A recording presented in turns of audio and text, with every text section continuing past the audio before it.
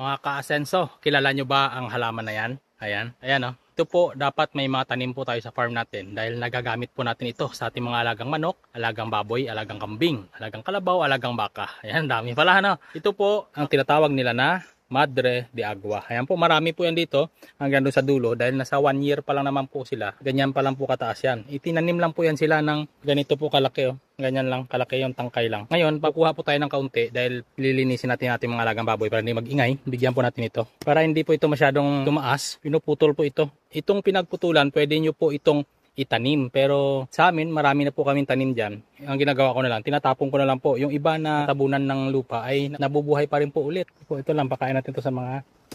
Yan. Ganyan po kadami-rami na po nito.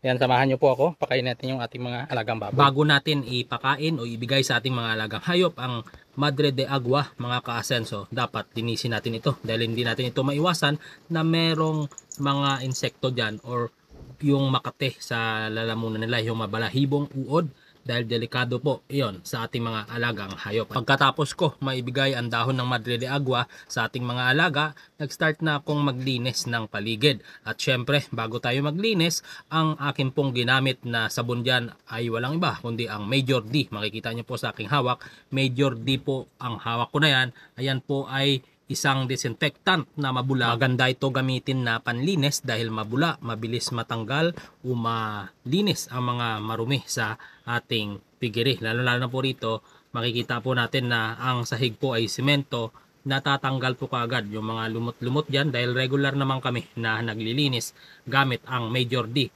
Twice a week po tayo pwedeng gumamit ng Major D para hindi naman mabigat sa bulsa. At makikita po ninyo na isa-isa kong tinatanggal yung mga dumi sa ilalim ng ating mga farrowing pen para hindi po magkaroon ng ammonia ang ating mga piglet sa ibabaw. Dahil mataas na ang sikat ng araw, itinaas ko na ang ating shaded net para hindi lamigin ang ating mga alaga dahil sila ay bagong paligo. Ayan, tuwan-tuwa po ang ating mga patining o ating patiners dahil pinaliliguan ko po sila. Dahil paborito talaga ng ating mga alagang baboy ang tubig. Kaya sa susunod na pagpapatayo ko o pagpaparenovate ko ng aming pig pen dyan sa baba banda, palalagyan po natin ito ng wallowing pool katulad po sa concept ng Feed Pro na feeds. Yan po ang gagayahin natin dahil nakikita naman natin marami na rin pong gumaya at maganda naman ang resulta. Pero cement lang din ang ating flooring dahil mahirap pong gayahin na rice hull ang ating ilalagay dahil masyado po yon trabahoso at time